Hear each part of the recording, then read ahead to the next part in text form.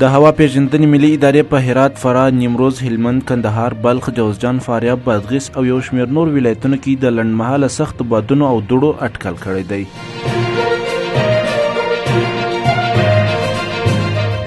ارزګان کې د 14 چک ډیمونو د جوړولو چارې پیل شوې. د ارزګان ولایت ځایي چارواکي وایي چې په دې ولایت کې د ځمکې لاندې اوبو د سرچینو د پیاوړتیا لپاره د 14 چک ډیمونو د جوړولو چارې پیل کړي دي او نږدې 4350 کسانو ته د کار زمینه برابره شوې ده.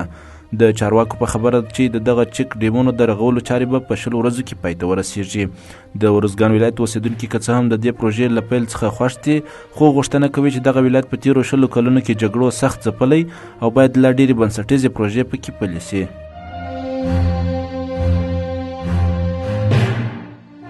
د ننګرهار کانال ریاست د 2 کلونو کې د خصوصي سکتور په همکارۍ 11,500 جریبه ځمکه آباده کړې ده.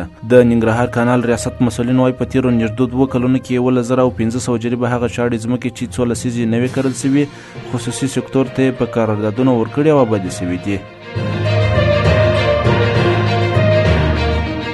د کډوالو او راستنېدونکو چارو وزارت وایي چې په بادغیس ولایت کې لسګونه بې ځایه شوي او اړمنو کورنیو ته د استوګنې د کورونو د جوړېدو چارې پیل کړي دي.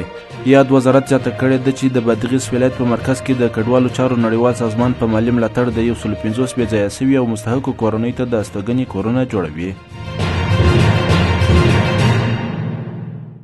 د پیسو نړیوال صندوق پاکستان ته د 3 میلیارډ ډالرو پور تصویب کړ. د پیسو نړیوال صندوق ویلي چې پاکستان ته د 3 میلیارډ ډالرو پور تصویب کړ.